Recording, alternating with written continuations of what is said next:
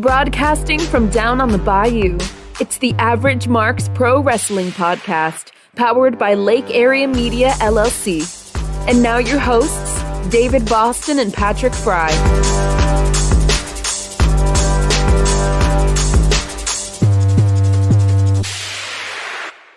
And welcome to episode 97 of the AverageMarks Pro Wrestling Podcast. It's your boy DB, Patrick Fry right there. Also, before we get started, Melon added Streamlabs because obviously it is created by Streamlabs, but you can now donate to our live stream, streamlabs.com/the AverageMarks2. Check it out right down there because there's two of us. So I thought that was pretty catchy, Patrick.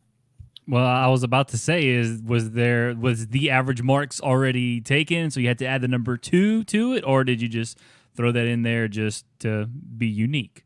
Well, I thought it was unique. Okay, well, the average marks 2, streamlabs.com/the AverageMarks2. Help you boys out and do a little donating as, yes, episode 97. We're creeping up on that 100th episode, and we haven't really discussed if we're going to really do anything special for the 100th episode. We might not. I don't know what we could do that would be special for the 100th episode, obviously other than, talk about what's happening in the world of pro wrestling in 3 weeks. We could book some midgets. Well, it could be Double or Nothing. That could be our Double or Nothing preview show, which might be a very interesting episode. A lot to talk about there as that's coming up in a few weeks, and we're going to talk a little bit about that coming up. But you want me to go ahead and do the rundown here real quick? Let me hit this shirt, and then we'll do the rundown. Yeah, go ahead. I was about to mention the shirt, but then once again, we had a few tech issues before we came on, so I'm a little, my mind's a little all over the place right now. But yeah, go ahead and tell them about the shirt we got today.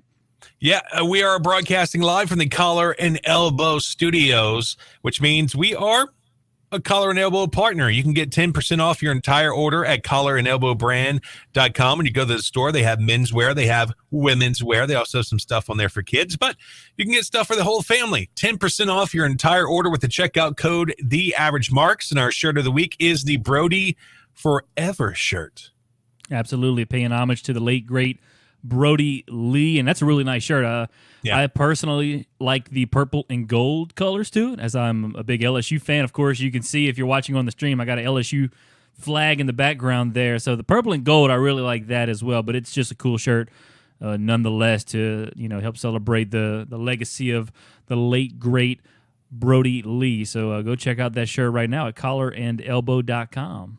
And get that 10% off with the Average Marks code word at checkout. It's collarandelbowbrand.com. Excuse me, I messed that up there a little bit. Collarandelbowbrand.com. Don't go to collarandelbow.com, although for all I know, it could redirect you to the correct website anyway. But hey, on today's episode, number 97 for May the 6th, 2021, we're going to talk about Daniel Bryan. His WWE contract expired. So what's the future hold for Daniel Bryan or possibly Bryan Danielson? We'll talk about that. Also, last night was AEW Blood and Guts. That was a really big show for AEW. We're going to talk about that. Mm-hmm. Also, next week's Dynamite lineup, pretty stacked, in my opinion. We're going to talk about that. And AEW Double or Nothing coming up. We've already mentioned that. They're going to be running that show at full capacity. We'll talk about that as well. And recently, a WWE superstar, one of the big ones, got some new theme music. We're going to maybe react to the new theme music. I don't know if we can maybe play it. Well, we might be able to play it on our stream as, there's been a lot of AEW themed videos, I guess, that have been getting copyrighted, struck the last week or so. A lot of folks, and it's just AEW. WWE's not even really doing it, so we might be able to play this new theme song and react to it later on in the episode. Then also, Andrade, he has challenged Kenny Omega for the AAA Mega Championship at Triple Mania. That's huge right there. That could be a tremendous match. We'll talk about that. Also, we're going to play the MFK game, the Marry F Kill game. We're going to bring that back. We played it 2 weeks ago. We're going to bring it back again today. And then finally, the rumor mill. Is there an RKBro push coming? I personally hope so. Big fan of RKBro. More info on the NXT Diamond Mine promo. A lot of speculation as to who that could be, or if that's a faction, what it is, we don't know. And also, what's next for Jinder Mahal? Don't hinder gender. We're going to find out what's next for Jinder Mahal. So all of that is coming up here on the Average Marks episode number 97 for May the 6th, 2021. That's right. Like and follow us on social media, Facebook, Twitter, Twitch, YouTube, Patreon, at the Average Marks. Great thing about Facebook and Twitter, you're going to get two different versions of the Average Marks on your news feeds, because I essentially take control of Facebook. Patrick has Twitter. So you're going to get two different things. Just find us on social media, like whichever platform is your preferred, at the Average Marks. And I've been doing a little bit better trying to keep up on the Twitter. I do it now kind of. I try to on the daily. I just retweet things.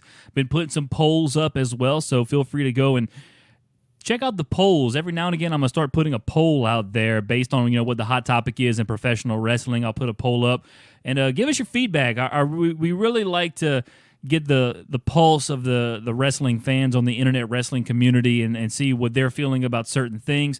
We got a poll about Daniel Bryan here as we're getting ready to talk about Daniel Bryan. His contract expired from WWE. According to Fightful.com, he had a match with Roman Reigns last Friday night for the Universal Championship. If he lost, he would have had to leave SmackDown. He lost. He's no longer now on SmackDown. He was moved to the alumni section on WWE.com, which they've done that before, and I think maybe they do that maybe for kayfabe reasons, and they obviously would bring people back. But in this particular instance, and I don't think anybody really knew this until after the fact, but his contract is legitimately expired. It expired supposedly at midnight last Friday night. So right now, Daniel Bryan is really free to go wherever he wants, and he hasn't really been shy lately about working with other companies and having some WWE superstars work with other companies to really, I guess, learn more things in the ring, so to speak. So he's been very vocal about working with other companies. WWE reportedly has this partnership coming up with MLW. Maybe he shows up there. But I did put a poll up on Twitter the other day, and the poll said, if I could scroll down to it here really quick, what brand / promotion would you like to see Daniel Bryan end up with? Right now, well, we had 13 total votes. The final results, AEW was the winner at 38.5, and I did have a vote. I did personally vote for AEW, and I think my vote was ultimately a tiebreaker. Second place was Raw. I was a little surprised about that. I was even debating if I wanted to put Raw in there because Raw has just been a dumpster fire for a while now, so who would want to see Daniel Bryan go to the dumpster fire when he could go to a place like AEW or maybe even NXT, which has been arguably the best of the three shows in WWE. NXT came in third with 23%. Raw was in second with 30% of the vote. And then New Japan, I included New Japan in there because obviously New Japan is arguably the hottest promotion outside of the U.S., and that came in last. I was a little surprised that it came in last because I think Daniel Bryan would absolutely thrive in a New Japan setting. But my personal vote was for AEW. David, where do you see Daniel Bryan going? Is he going to re-sign with WWE? Some people at AEW believe he's going to re-sign with WWE. And if he does he go to Raw? Does he go to NXT? If he doesn't re-sign with WWE, maybe he goes to AEW. Who knows? Maybe he shows up in Impact. A lot of former WWE wrestlers have shown up in Impact. And somebody else also noted that Daniel Bryan, the only promotion or company that he actually follows on Twitter is Ring of Honor, which is where obviously he made his name before his WWE day. So obviously a lot of options on the table for Daniel Bryan. But David, I mean, what do you think? Where do you see Daniel Bryan possibly ended up, and where would you actually like to see him go? Where do you think he's going to thrive?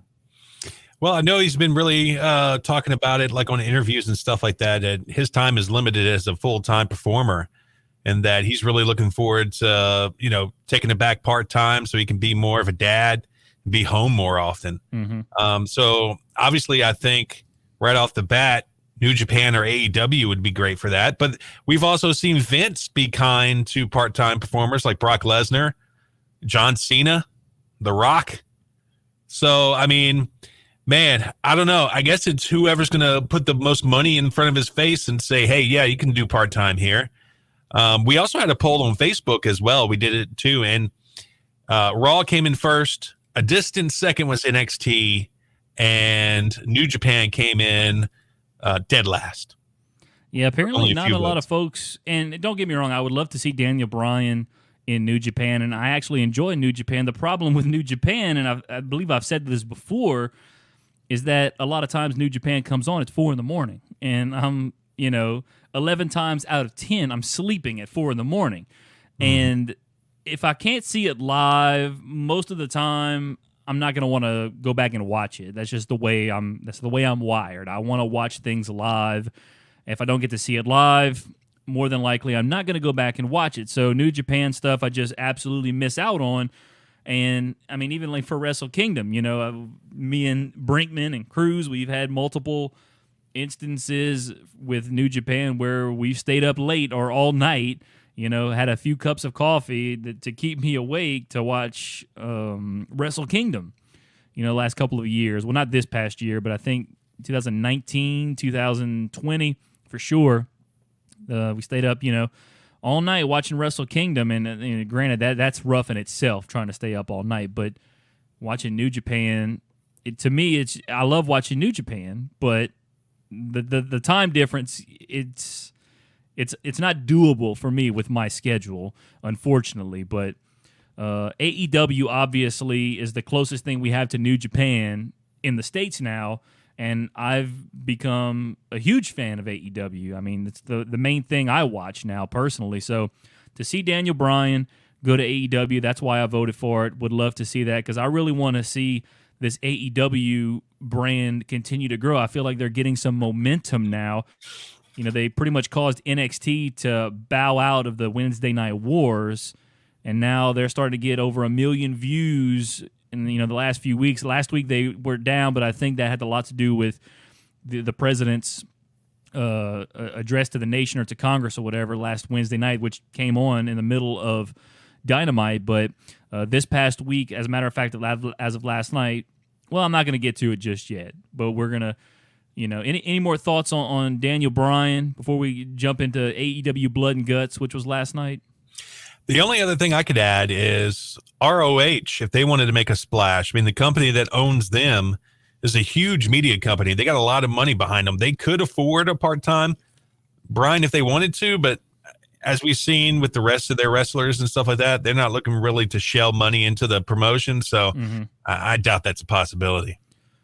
Yeah, so I never thought Ring of Honor was really in the running because, I hate to say it, Ring of Honor is just kind of dead in the water ever since AEW came around, but who knows? And Daniel Bryan, he talked about working with other companies.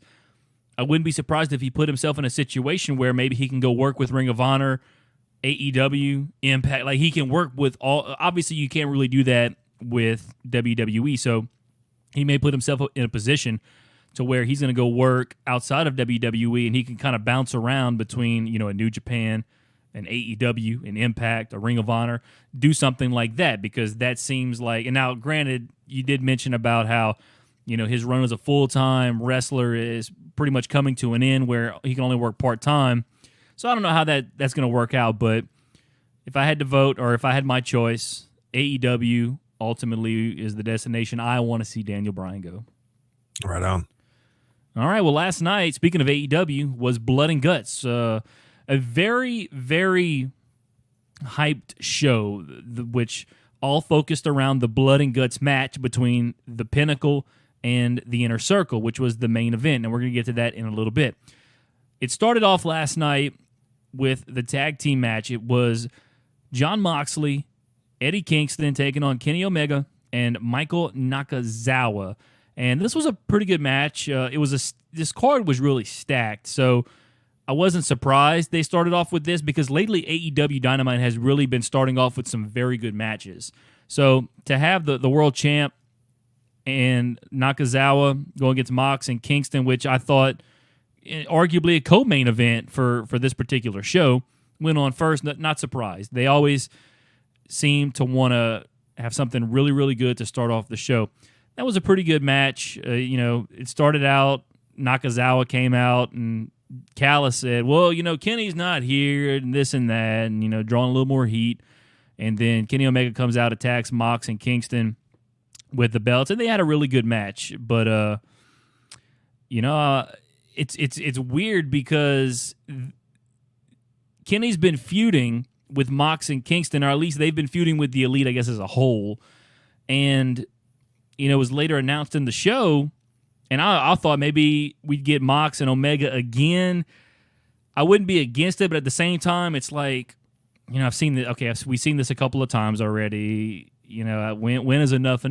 And granted, I wouldn't mind seeing it again, but seeing it consecutively, I don't want to do that. Maybe Omega goes up against Kingston. Okay, we haven't seen that yet. Maybe that's a thing. Well, we find out next week, number one contender, winner faces Omega at Double or Nothing. It's going to be Pac versus Orange Cassidy. Number one versus number two in the AEW singles ratings. So I don't see how Pac is not going to win that match, but hey, you never know what's going to happen. So with this feud, I'm curious to see where they go. John and Eddie won the match and whatnot, but I was hoping I was interested to see where this is going to go, and now it seems like this might take a back seat, as Omega now is really going to focus on challenging either Pac or Orange Cassidy. But what did you think of the tag team match last night?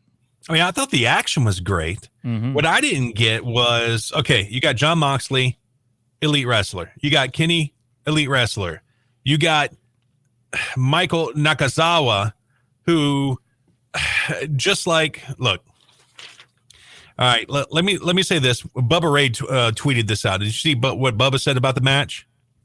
I saw him tweet out something about Naka wearing the belts. I don't know if I saw him tweet out something about the actual match itself, but what did he tweet? No, that was pretty much it. He said, if I'm management or owners of Impact Wrestling, I'd be effing fuming that the World Heavyweight Championship was being carried out by Naka Nobody and not at least over the shoulder of Omega. Perception is reality. Hashtag AEW Dynamite. And that's the only thing I have against this match. I get Nakazawa is his lap boy and he's his, whatever. But dude, come on. There's in no way can Kenny Omega and Michael Nakazawa beat Moxley and Eddie Kingston in any match. Well, you mentioned something about the belts. That actually happened. That was later on in the show. That was later on, right before the Blood and Guts match. Omega came out with, and he had the AEW title on around his waist. And then Nakazawa comes out. He's got the Impact World title on one shoulder. He's got the AAA Mega Championship on one shoulder. And then he's got the TNA World Heavyweight Championship around his waist. So, yeah, that's what Bubba Ray's referring to, that Omega's the champion. Omega's supposed to be the guy representing your company. Yeah. And yet, I guess you're disrespecting it in a way by, having Nakazawa come out with it on rather than Omega. Omega's starting to become, the belt collector. They're trying to build this image, and a lot, people have photoshopped all these images with Omega with all of these belts wrapped around him and everything. So why can't you have Omega, trying to come out wearing all the belts himself? Now, I get they were trying to hype up the AEW World Championship because obviously the announcement was going to be who will Omega face for the AEW World Championship at Double or Nothing. But I'm looking forward to that number one contender match between Pac and Orange Cassidy, because if you remember back in Revolution of 2020, this was right before the pandemic started, Pac and Orange Cassidy had a one-on-one match at that pay-per-view, and it was one of the most entertaining matches still to this day in the history of AEW. It was a great match. I loved it. I hope if it's even half as good next week as it was back at Revolution of 2020. I'm going to enjoy that match. And then I am assuming Pac is going to win and go challenge Omega for the AEW World Championship at Double or Nothing. If most of you remember, once again, Kenny Omega and Pac arguably have had the best match in the history of AEW Dynamite. They had a 30-minute Iron Man match I don't even remember when it was. I think that might have been pre-pandemic too, but that's still arguably the best one-on-one match, not only in the history of Dynamite, but in the history of AEW, at least in my opinion. So a lot of big possibilities going on with the AEW World Championship moving forward. Right on. All right, let's go to the next match from last night. It was Cody Rhodes taking on QT Marshall, and well, Cody Rhodes ended up defeating QT Marshall. Cody was actually out the last few weeks, and someone was saying how it's like Cody gets beat down, he gets injured, he comes back, he wins the match, and then like it's like a revolving door of that, and that's kind of what happened last night. Now, this was a really good match, in my opinion. There was a part where QT actually used Cody's finisher on him, the Crossroads. Cody kicks out, and Cody then puts the Crossroads on QT Marshall, and QT Marshall then kicks out. So, they tried to make QT Marshall, Marshall,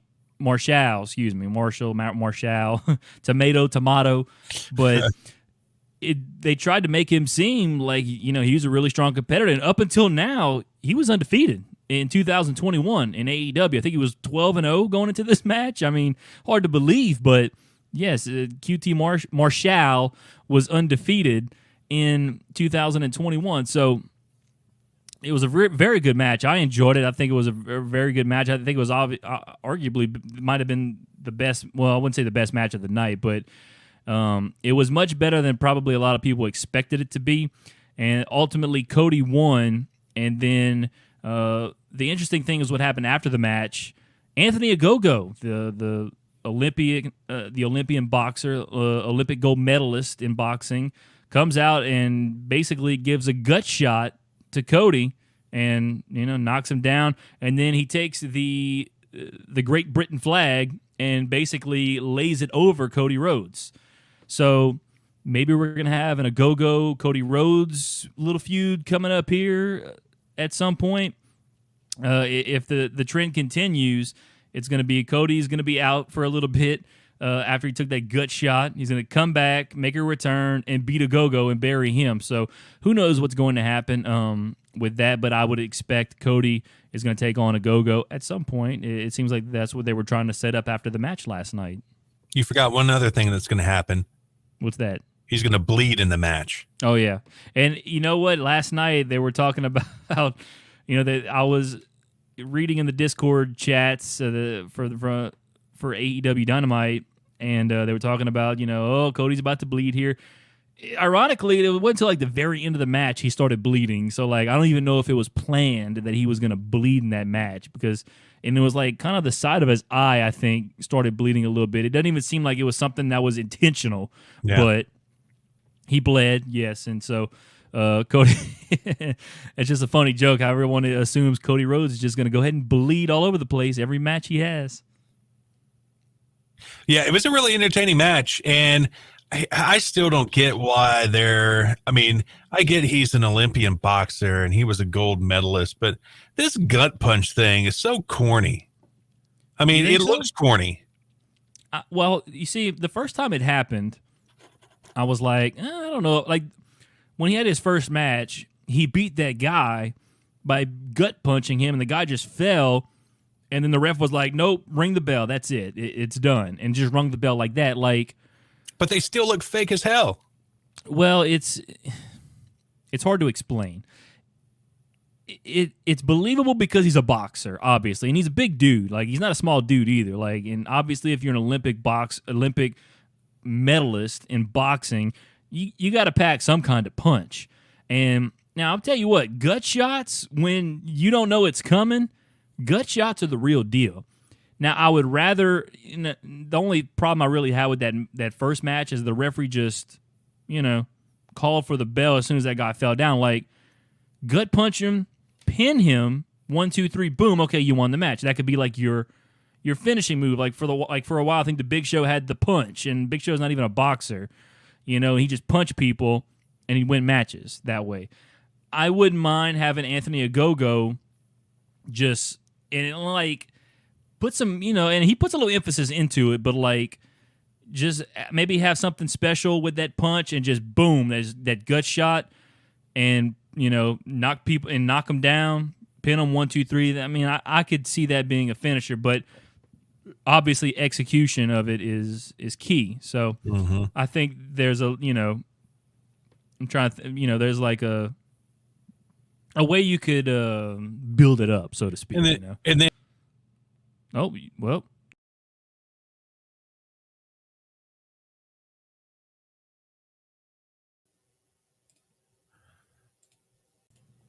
Hey, you there? All right. What just happened there? I don't know. We just got disconnected for a little bit, but we're back. So, but as I was saying, I just was saying basically, have his punch, like I said, build up to it a little bit. I don't know how you can do it, but it's just it's like it's too plain, I guess, in a sense. Like, make it. I don't know. It's the thing. I don't know what you could do with it, but I think there's a little more. There's something else you could put in with this punch, or to make it special, or even more special. Well, he's too much of a one-trick pony. He comes out, and here comes the gut. Here comes a fake-ass gut punch. Yes. So I'm still curious to see what can he do inside the wrestling ring other than punch you in the gut too. It's kind of like Omos at WrestleMania. Like, I was not that impressed with Omos because he did like 2 or 3 moves and that was it. And I was like, I really want to see what this dude can do. Like, there's been a lot of hype around this guy basically because of his size, but like this Anthony Ogogo guy, he's an Olympic, not gold medalist, but an Olympic medalist in boxing. So, I play to that advantage, obviously, and we'll see what he can do. But also, he's got to work in the ring too. Like, we don't want to just see him come out there and punch people in the gut after 2 minutes and win a match. I want to see him put on some good 10 to 15 minute wrestling matches, and then boom, when you least expect it, he rears one back and boom, gets you in the gut and knocks you down and wins a match. But I would imagine he's ready. Everybody else that's came out of the Nightmare Factory has been really good. Yeah, well, they have very good training, obviously. They, with Cody and QT and everybody that is part of the Nightmare Factory, Billy Gunn in there and all those folks. So they really have a lot of, good mentors in there to show them the ropes. But yeah, so I'll be curious to see, because when Anthony, if I'm assuming they're going to wrestle at some point, Ogogo and Cody Rhodes, it ain't going to be some 2 minute Ogogo's going to punch you in the gut and it'd be over.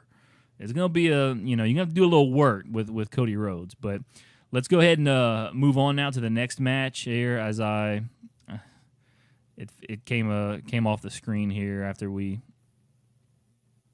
disconnected for a second. Let me get it back here. But I believe the next match was, Dr. Britt Baker, DMD, defeated Julia Hart. No relation to the Hart family, as far as I know. But that was pretty much a squash match. It went 1 minute 29 seconds. Dr. Britt Baker. At this point, it's official that she's going to fight Hikaru Shida for the AEW Women's World Championship at Double or Nothing. So they're just going to give her some matches to make her look a little better against some of these dark wrestlers. But it doesn't really make her look better, though, because we were talking about it earlier, and I was like, why in the hell would you're trying to build her up to be the next champion? Obviously, they're going to put the belt on her. I don't understand why you wouldn't give her a full-timer to squash where people can go, oh, okay. But you give her a girl that nobody's ever seen before, and of course she's going to squash her. I mean, that doesn't make her look any stronger than she is or any more accomplished than she is. It just makes her look like, oh, you beat somebody from the Bush League. Okay. Yeah. So, but now she did have that tremendous match with Thunder Rosa that kind of, I don't want to say put her on the map, but like, it was like, okay, Britt's got something here. And even though she lost that match, it's crazy to think, and she even said this in her promo, I think she cut the week after, but more people were talking about Britt Baker than Thunder Rosa, who actually won the match. And it was a tremendous match they put on, but Britt Baker, even though she lost that match, she was the talk of the wrestling community after that match. So now she's, going to be fighting for the AEW Women's World Championship. And I personally believe, early prediction, and I want to certainly use this to, what's the term I'm looking for? I reserve the right to change my pick, but I think Britt Baker's going to beat Hikaru Shida and become the next AEW Women's World Champion at Double or Nothing. That's just my early prediction. Like I said, reserve the right to change that, but Dr. Britt Baker is going to be the next Women's World Champion in AEW. I agree. My 2 cents. The next match was the 4-way tag team match for a future AEW World Tag Team Championship match. SoCal Uncensored defeated Jurassic Express, the Varsity Blondes, and the Acclaimed. And my favorite part of this match was actually what happened before the match. When the Acclaimed came out, of course, everyone knows Max Caster comes out and raps and disses his opponents. And, man, he came out and I watched it a few times today. I'm trying to remember exactly what he said, and I was going to say we could try to play it back, but AEW is going to copyright strike us and take our video down, so we're not going to do that. But he basically said something along the lines of, we're 2 sexy kids. We're going to make Daniels quit the wrestling biz. And then he goes on to the Varsity Blondes, who, of course, one half of the Varsity Blondes is Brian Pillman Jr., and he says that Varsity Blondes, you're a temporary thing. In 10 years, you'll be on Dark Side of the Ring. And I was like, Savage. Whoa, did he really just say that? Because obviously a new Dark Side of the Ring, which I think premieres tonight, season, and the first episode is about Brian Pillman Jr.'s father, Brian Pillman. So that was just, man, that was he was looking for violence that last night, Max Caster. I mean, he's come out and he's thrown some heat at some of his opponents, and a lot of people were like, man, this dude can't rap and things like that. I was like, I love this. Yeah, I enjoyed it. I really enjoyed the fact that Max Caster can come out there and he just throws it's jabs at his opponents that could legitimately make them angry at him. And I'm sure he got approval from Brian Pillman to say something like that before the match. I would like to think he did not go out there without Brian Pillman Jr.'s permission to say something like that, because that's a pretty deep cut. Yeah. But he went on and he said something about he was going to slap Jungle Boy like, who's that reporter that got slapped for calling wrestling fake? I don't remember his name. Yeah, no, I can't remember. I can't remember the guy's name, but says and slap him like that, and in turn, Luchasaurus into a fossil. The reporter's name rhymes with fossil, and so I can't remember his name. And then he went on, and who was the last one he dissed? Oh, and he called the Young Bucks the Young Cucks. They were saying how they're going to get the belts off the Young Cucks, and if you know what a cuck is, then yeah, that that you might not be able to, you shouldn't be able to say that on TV possibly, but they got away with it because even a few seconds after he said that, Max Caster just said, yeah, I said that. So, well, they're pushing the boundaries because Tony Schiavone said the S word. Yeah, they do push the boundaries, and even Jericho drops curse words and things like that, and they try to edit it out, but they're late, and it's like they don't know it's coming, but just let them curse. It didn't, big whoop. Like, so what? It's cable TV. They should be allowed to curse anyway. We got to pay for cable. So let them curse. It makes it seem more real, if anything. But yeah, SCU wins the match. They're going to move on and fight the Young Bucks next week for the AEW World Tag Team Championships. So now... Wait. Go ahead. The one thing that I got from that match, besides it being really good, when are we going to get a Luchasaurus solo push? This guy is so amazing. Yeah, he's really good. And, I think what they got, him and Jungle Boy, they got going right now, I think it's a good thing. And here's the thing about AEW. They're getting all these new people in, and they're starting, I feel like they're getting more people in than they almost know what to do with it sometimes. So the Luchasaurus push is coming. I think it's just going to be a ways down the road. Like, it's not going to be anytime soon. He's still, becoming, a household name, so to speak. And he's not quite there yet. The one guy who's become a household name is like Darby Allin. Like, this dude, if there's anybody's stock in professional wrestling that has risen the highest because of AEW, it's Darby Allin. And obviously he's won the TNT Championship. He's a fan favorite. And Luchasaurus not quite to that level yet, but I think he will be at some point. All right, move on to the main event the Blood and Guts match. Well, there's a lot to unfold in this match, and boy, we've taken a lot of time talking about just the entire show, but a lot of things to talk about here in the Blood and Guts match. Obviously, the Pinnacle, the Inner Circle, 5-on-5, the way it is. I think Sammy Guevara and which one of the FTR guys? Which one's the one with the bald head one? It's not Cash. Dax Harwood. Okay, Dax Harwood. So Dax Harwood and Sammy Guevara start. Then next thing you know, we got the Pinnacle, I think, had the advantage. So the Pinnacle guy would come in to be 2-on-1, and an Inner Circle guy. And finally, all five come in. It was really... There was a lot of good things about this match. There was some good moves. There was this one move where... And there's two rings, mind you, right next to each other with a cage surrounding both rings. There was a really cool spot where Guevara and Shawn Spears were on the ropes, and someone threw a chair at Shawn Spears, and Shawn's like on one rope, Guevara's on the other rope, and then Shawn goes to the other rope to meet Guevara, and then boom, a Spanish fly off the rope. That was really cool. There was another spot where, this was earlier in the match, Guevara tried to jump on both, and he ultimately jumped on both ropes and did like a cutter off the rope, which looked cool. But at one point in the match, I think he tried to do something else, and he completely bit the dust. And for a little bit, people were like, does he have a concussion? Because he kind of seemed out of it for a little bit, and he might have a concussion for all I know. But there was just a lot of craziness in this match. Santana, is it Santana or Ortiz? One of them got stuck. They both did eventually. But it was Ortiz at first. Yeah, and they fell between the cage and the side of the ring. They fell, and that obviously I don't think that was supposed to happen or anything. But plenty of blood, I will tell you that.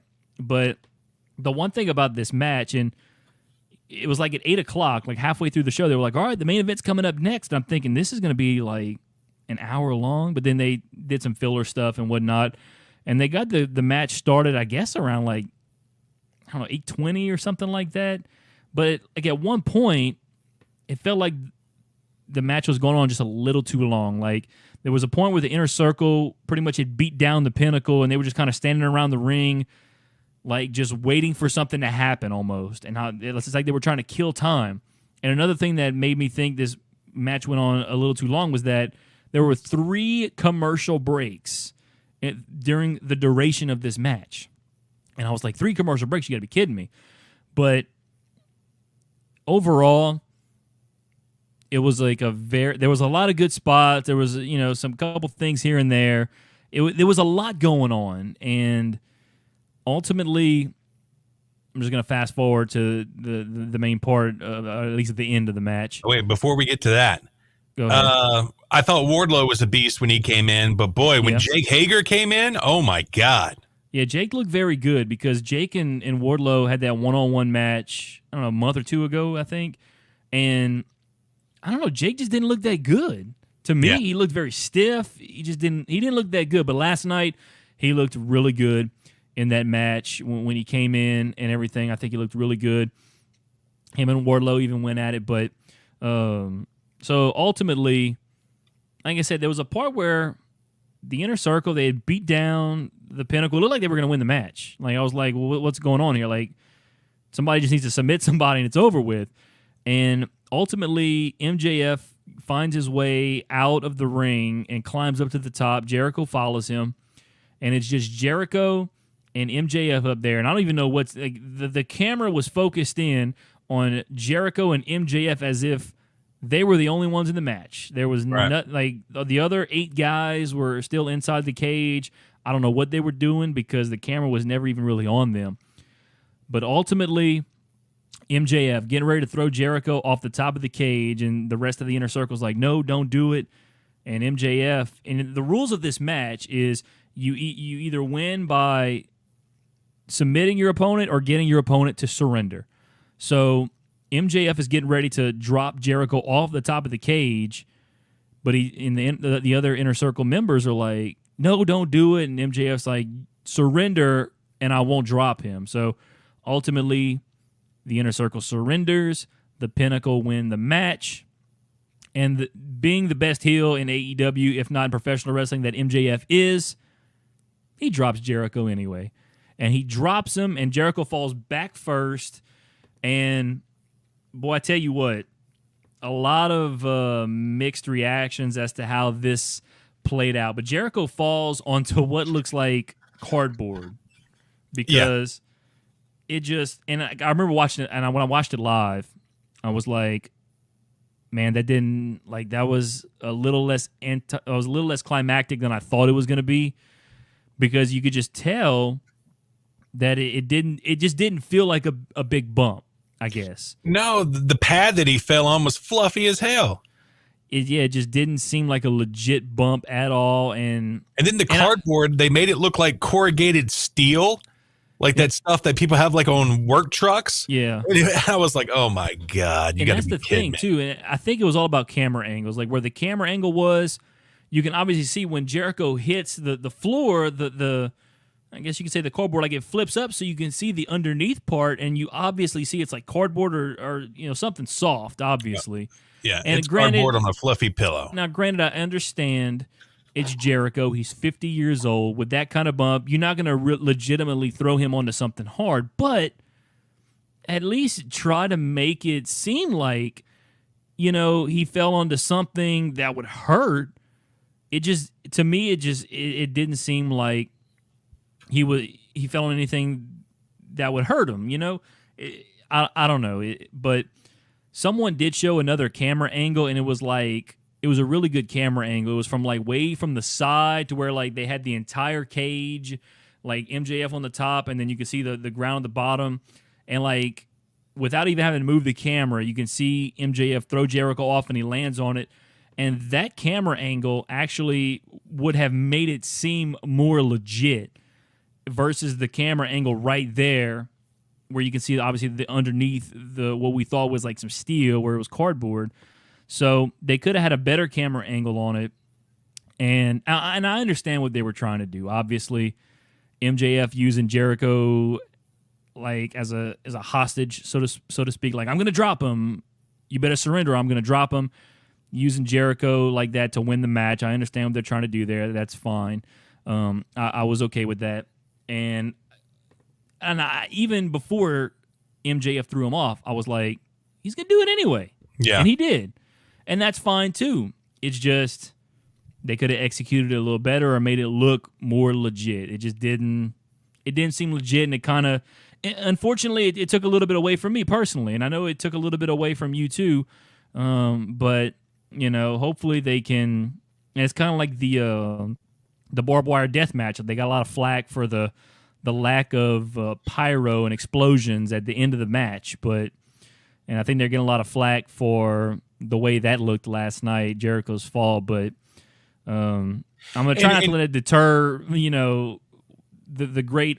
I think it was overall a good match. Unfortunately, I think just the way it ended and that spot just kind of put a little damper on it, I guess, so to speak. Yeah, and to me, the problem wasn't so much the cardboard. It was you're trying to make this stuff look like metal, intentionally. Yeah. You want us to think he's falling on metal, but it's cardboard. It's fine if it's cardboard. It's your logo. It's fine. Yeah. Just make it look like cardboard. I don't know. And I feel like, you got the resources to make it look legit without it actually being legit like steel or concrete or whatever the case may be. But, you just got to do a better job making it look legit, Yeah. That's just my opinion. But overall, I think the show was really good. I enjoyed it. And I know a lot of folks, that's the thing. I was telling you about it today. I've been watching, the Dynamites pretty much every week. And when the show's over, I'm like, man, that was a really good show. I enjoyed it. But then, I always hear people it was okay. It wasn't that great. This was, maybe it's just the internet wrestling community. They always want to find the negatives, or they always want to focus on the negatives more than the positives. But yeah, me personally, I'm not seeing many negatives for AEW. The execution of the fall last night was the one thing that I may consider a negative. But overall, the show was fantastic, and I think next week's Dynamite is going to be even better. I mean, the show next week is absolutely just freaking stacked. But if that's the last memory you leave people with, that's what they're going to remember. Yeah, and I think Vince was always some Vince would always say, like, it's how it's how you the end that they'll always remember or something like that. But but yeah, talk about next week. You got the graphic up right here. The IWGP US Heavyweight Championship will be defended for the first time ever on AEW Dynamite. Jon Moxley taking on Yuji Nagata. We talked a little bit about it last week. This is going to be just a war. These are two dudes that are probably legit going to shoot fight each other. It's going to be crazy. Yuji Nagata, a legend in New Japan. Jon Moxley, arguably one of the hottest things going in professional wrestling right now. He's had that U.S. title now for a long time, so I'm curious to see if Nagata's actually going to take it off of him. But the one thing I did want to mention, too, that I forgot, last night's AEW, it was ranked number 1 in the persons 18 to 49 demo for the first time ever. It was ranked number 1 on Wednesday night. So congratulations to Dynamite, as they were ranked number 1 amongst all shows on cable Wednesday nights for the first time since their inception last night. Well, I think you just answered your question then, while they had 3 commercial spots in the main event. Yeah, you're right. They're trying to get that money. Yeah, and they just got over 1 million views. They didn't get 1.1 million. I think it was like 1.02 or something like that. But they stayed above 1 million, which I hope they stay above 1 million, because I'm really been enjoying some AEW, and I hope their ratings continue to increase. But moving on to next week, the IWGP US Heavyweight Championship is one of 3 title matches. You got the tag team titles next week that are on the line, Bucks versus SCU. And then you also have the TNT Championship on the line. Miro is going to be challenging Darby Allin. And I tell you what, at this point, you almost got to put that title on Miro, because, he came in and the dude's a monster. The dude looks the part. He can be the part in the ring. And so far, he's been messing around with Kip Sabian, doing these, video game stuff and whatnot. And all right, cool. We got past that. Now it's time for him to absolutely destroy Darby Allin, which I think he's going to toss Darby Allin around like a rag doll next week and put a belt on him. I think, he's going to certainly be a tremendous AEW or a TNT champion, that is. So I'm looking forward to that next week. I'm hoping there's a title change. Not that I don't like Darby as TNT champion, but, I mean, let's be real here. If you got Miro and you got Darby Allin, I think Miro is you can basically book him to be just a hungry monster of a man, and he can go on a tear as the TNT champion.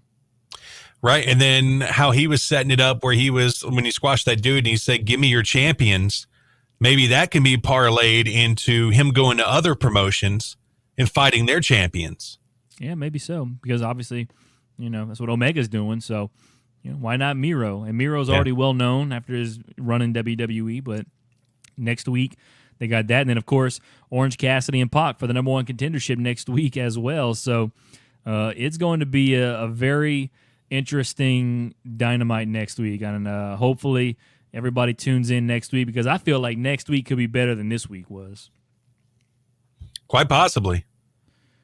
All right, let's move on now to the next topic, which is, Double or Nothing. I almost forgot about that. But a quick note here that Double or Nothing, Tony Khan announced yesterday on Busted Open Radio on Sirius XM that Double or Nothing is going to be at Daly's Place, but they're going to be running at full capacity, which is about 5,500 people. Now, last night on Dynamite, they were at 50%, and I'm telling you, you could hear the fans.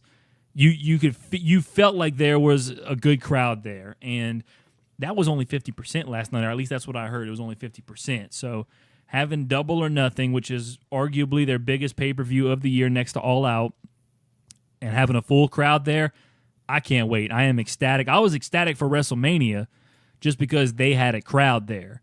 So now I'm even more ecstatic for Double or Nothing that they're going to have a full capacity crowd.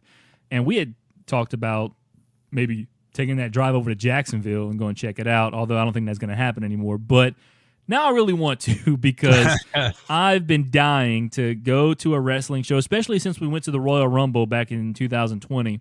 And, man, that was just awesome. I was like, 40,000 people in the Minute Maid Park for the Royal Rumble? Man, that was so awesome. And I know 5,500 doesn't compare to about 40,000, but still, it's the type of fans that AEW draws. Even if there's only 5,500 in there, it's going to be a ruckus crowd. I can't wait to watch Double or Nothing now even more. I mean, I was ready to watch it even before they announced they were going to have this full crowd, but man, and it just goes to show you that, full capacity crowds and these wrestling shows getting back on the road, man, it's going to be here before you know it. Yeah, with the acoustics of Daly's Place and people in there so close together, I bet you would sound like 30,000 people in there once they get ruckus.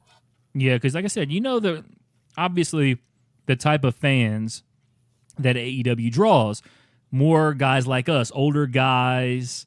It's not a kid show like WWE obviously draws a lot more to the kids nowadays. AEW does not. AEW draws more to the college, post-college males, and obviously females too.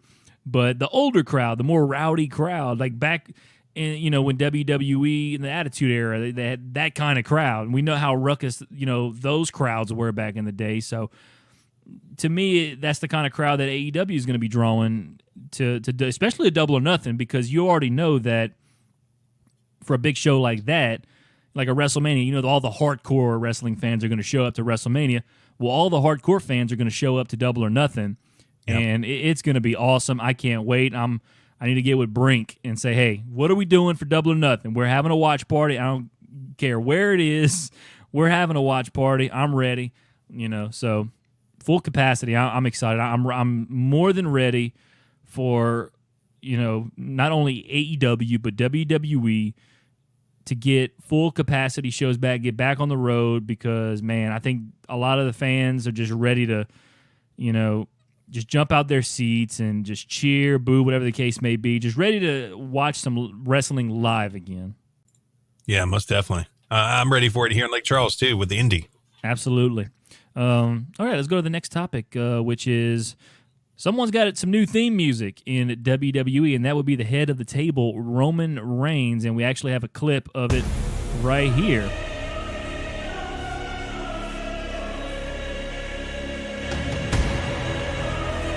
He's had that or whatever his old theme forever. I mean, since the inception of the Shield. And this is the first time that Roman Reigns has had music other than that. It's certainly different, that's for sure. It's very vanilla. You think it's very vanilla? Yeah. I mean, you can get the heel attitude from it.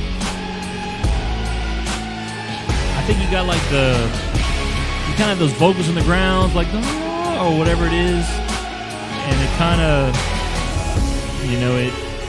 I think that's kind of really where I don't even know how to say it, but that's where the meat and potatoes goes here. That's the sound they're trying to, I don't know how to explain it. But I get what they're trying to do with it, obviously. He's like, and that's what the people were saying, like, oh, he's got new theme music. He ain't losing that title anytime soon. Because they're going all in with this new Roman Reigns gimmick. And the fact that they just changed his music, and I laughed that, he had his match with Daniel Bryan on Friday for the Universal title, which is where this music debuted. And some people were thinking, man, maybe Daniel's going to win it. And then they hear the new music, they're saying, Daniel Bryan's about to die. Roman's got new music, no way he's losing. So somebody should have been rapping over this. I think it's okay. I don't think it's terrible. I mean, there's obviously been much worse. Like, remember when they tried to get Big Cass new music? I mean, that was terrible. But it's really good. I think it fits the new gimmick for Reigns, and it's not it's not the best theme song ever, but it's not bad. I give it a thumbs up. I have to disagree. I don't like it at all. You don't like it? Nah, it's too vanilla, man. Well, I mean, to be fair, his last one was pretty vanilla too. I think this one's a little less vanilla than his last one. Yeah, but I mean, what are the best WWE, I guess, when you want to rank the best WWE entrance songs of all time, most of them have lyrics. Most of them have somebody singing or rapping. Yeah, you're right, but the Roman's old entrance music did not. This one has like some sort of vocals, not necessarily lyrics, but has some vocals to it. Yeah. So I think it's okay though. See, I think it would just been cool if somebody was rapping about him tearing people limb to limb and how he was the head of the table. Well, it's funny you mentioned about the rapping thing because like Cody right now is using the Snoop Dogg remix to his theme song. And a lot of people hate that. They're like, well, go back to the old one, and his old one was great too. And this one's then the one with Snoop Dogg is okay too, but I like the old one better. Yeah. But I think a lot of people would crap on if like Roman had like some dude rapping or whatever the case may be. But I think it's okay. Yeah, he could have had the Usos rapping on it though. They're pretty good at that. Yeah, you're right. And the Usos got a great theme song too. Yeah. So, but I think it's okay, and I wasn't expecting it. That's the one thing I was like, whoa, new music, okay. And that's the thing I love about wrestling when I'm like, when you throw something at me, I'm not expecting like new Roman Reigns music. Was not expecting that, so I'm okay with it. Did they let it play a little bit before his graphic came up? Where people were like, whoa, who's coming out?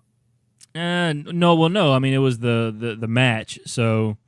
Daniel Bryan came out. Music, they could have played it to where everybody was like, "Oh crap, who's coming out?" No, I think they knew kind of right away it was Roman coming out and whatnot. So, all right, let's move on now. Andrade, of course, just got released by WWE, and well, he was. I think he's still. I don't know if he's still slated to fight Alberto Del Rio. And a lot of folks were unhappy with the fact that. Andrade's first match post WWE is against Alberto Del Rio. Of course, Alberto Del Rio right now accused of kidnapping and sexual assault and all that jazz. But this match right here, Andrade has challenged Kenny Omega for the AAA Mega Championship. And I tell you what, I've seen Andrade put on some 5-star matches in NXT. Can you imagine the kind of match he's going to put on with Kenny Omega, who's put on multiple 5-star plus matches? I mean, this could be the match of the year, and it's supposed to. I think it's going to be at Triple Mania. So I need to look up Triple Mania 2021. I need to look up and see when that is going to be. Yeah, it is. And I was watching Turnbuckle Talk the other day, and Joe said this match was doing nothing for him, and I was thinking in my head, oh my God, this match is going to cause Dave Meltzer to have a seizure. It very well could. I think it's going to be. Looks like it's going to be maybe in.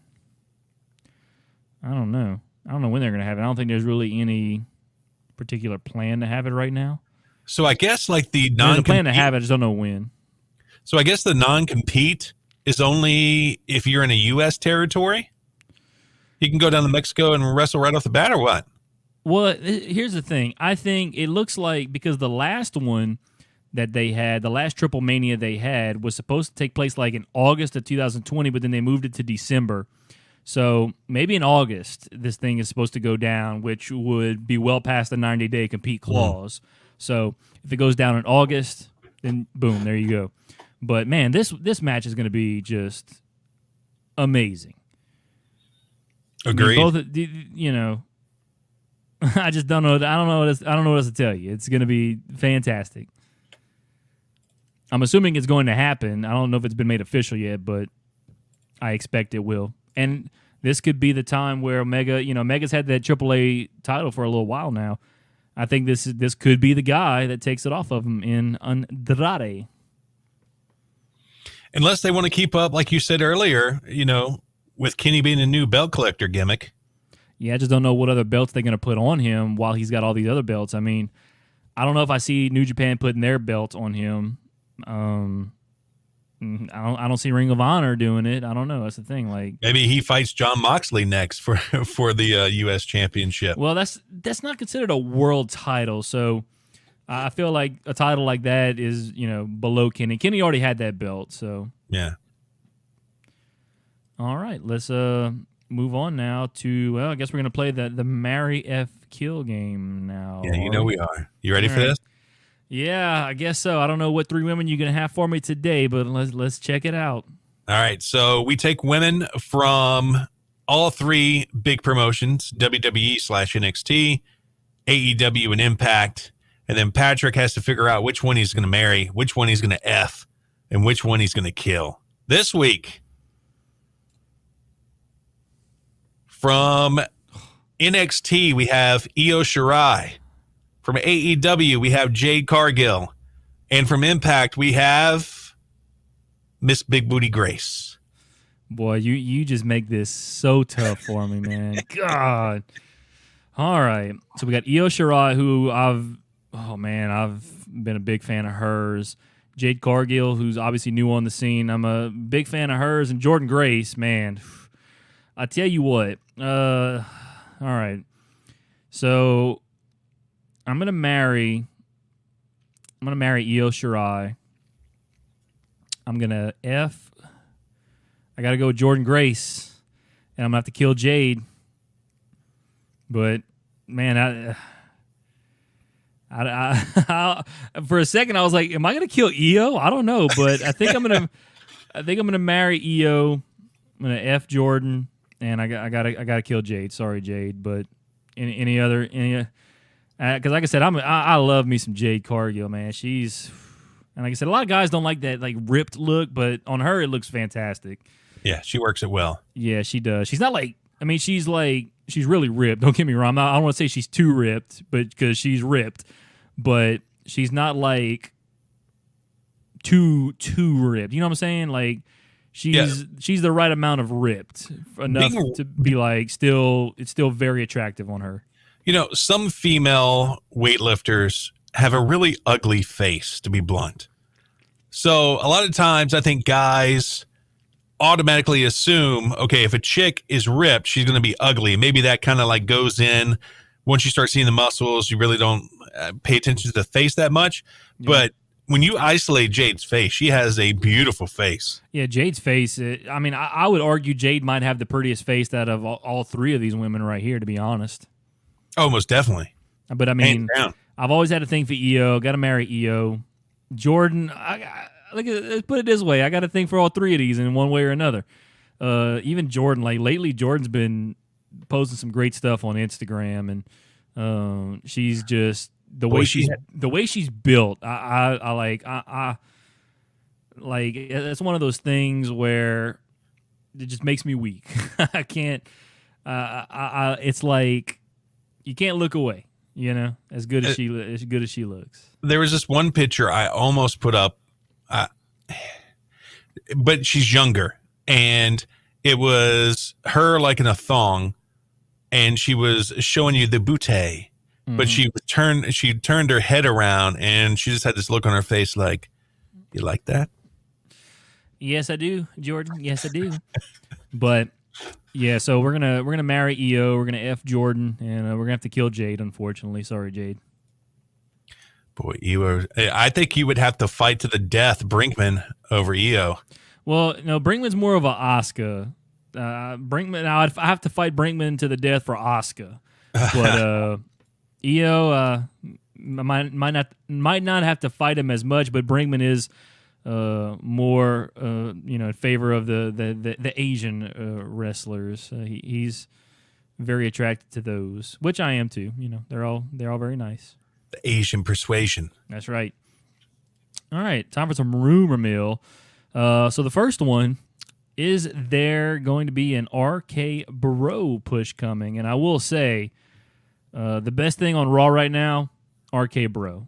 In my opinion, best thing on Raw right now. I love me. I've always been a fan of Matt Riddle, now just Riddle, but ever since they kind of turned him into like the stoner, or made him come off as a stoner, which he is, but you know, he never really came off as one on WWE television until recently. They kind of, made him start, I guess, coming off as one. And now he's teaming with Orton, who's like all dead serious and this and that. And then the interesting thing about it is that Orton wanted to work with Riddle. Orton said, as soon as WrestleMania is over, I want to go work with Riddle. And they're now 2-0 as a tag team. But what's the rumor mill on if they're going to get a push or not?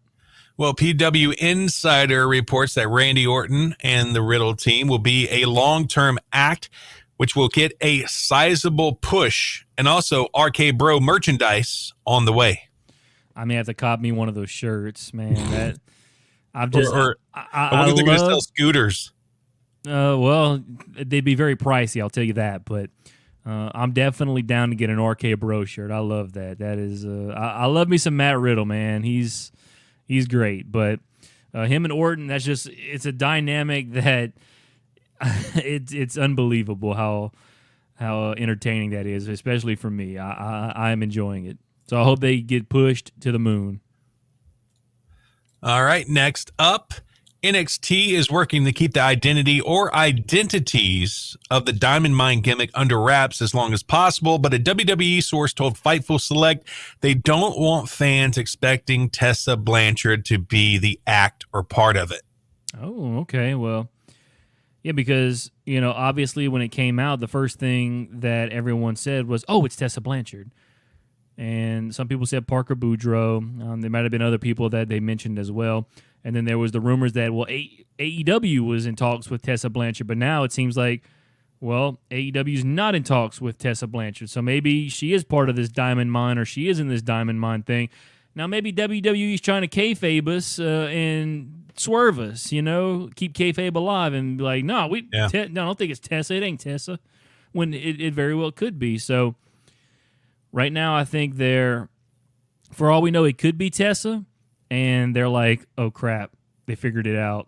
What are we going to do to make them think it's not Tessa? Oh, we're just going to tell them no, don't think it's Tessa because it's not. But yeah, I don't know. It's I'm very curious to see who it is, or if it's multiple people too. We don't know if it's one person, two people.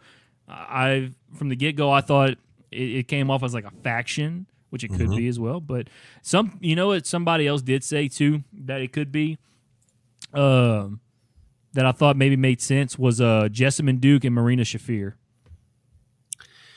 Yeah, but they both suck. Well, they haven't been wrestling in a while, so maybe they've gotten better. I don't understand why they would deserve a push like this. Well, like I said, maybe they're still around as far as I know, and they haven't really done anything, so maybe they're like, all right, it's time to use them. So we'll see. I just cut them. I don't know why they didn't get cut with the rest of them. All right. We got one more thing for the rumor mill. Yeah, and the last one, Jinder Mahal made his return, worked a main event this week, and then according to Sportskeeda, Ryan Bowman and the crew over there, he could be debuting on Raw soon. Debuting or returning? He's been on Raw many times. Yeah, for some reason that said debuting. But God, please, God, don't give us more Jinder Mahal. Well, as long as he's a heel and they try not to, turn him into a face or something, I'm okay with it. Don't hinder Jinder, okay?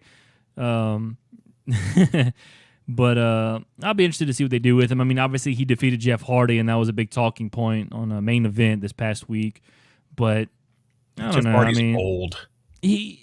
Let's put it this way: I would have no problem with him if he was good in the ring. He's just never been good in the ring. He is a walking botchamania. I mean, it's crazy. So let's put it this way: as long as he doesn't botch, I'm fine with them to do whatever they want with Jinder. Because I mean, granted, I was about to say outside of his botches, he's okay, but botches are a big part of why no one would want to see you on television. So, fix the botches, and then I'm okay with Jinder. He's got himself another stable. This guy it seems like he can't go in alone. He can't go solo dolo. Well, he'd fit right in AEW then. Oh, yeah, he would. Well, they'd have to grow that stable to about 6 or 7 more people, and then they'd be ready to go. Yeah, and I think having a stable with Jinder is a good idea too, because especially if you're a heel, you got your lackeys and whatnot. He had the Bollywood bros back then that kind of was the three-man band a good idea? It was a good comedy idea. I mean, it was never anything to take seriously, I guess. Still can't believe McIntyre was in that. Unbelievable, but hey, it was a funny gimmick at the time and whatnot. But it just goes to show you guys like McIntyre can do stuff like that and come back, and they can come back and be taken seriously. So yeah, the same thing with Luke Gallows. He was they played that Festus character or whatever way back when, and now look at him. He's part of the Good Brothers, and where he's taken very seriously. So right. All right, 97 in the books, Patrick. Another good show. Yeah, kind of like Blood and Guts. This was our own Blood and Guts. I guess so. I don't feel like I had a good show, but we're trying to get better. We got to work out the ring rust.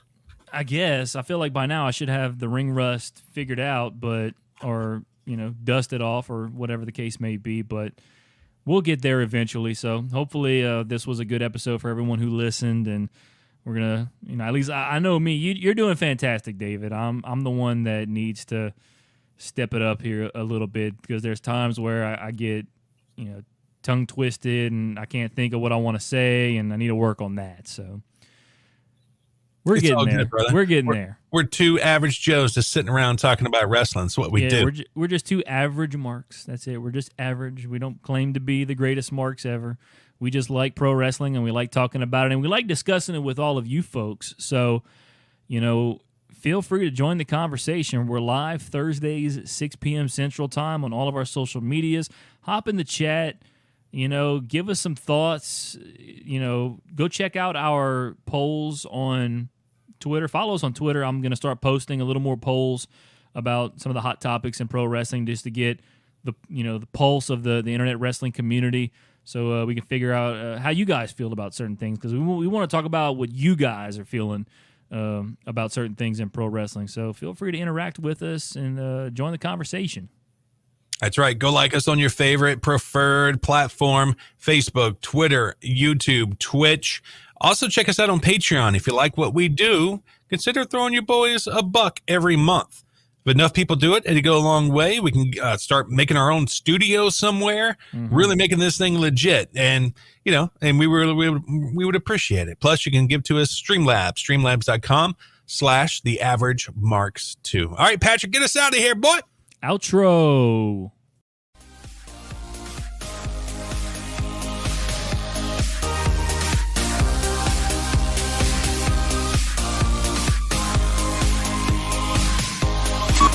You've been listening to the Average Marks Pro Wrestling Podcast with David Boston and Patrick Fry.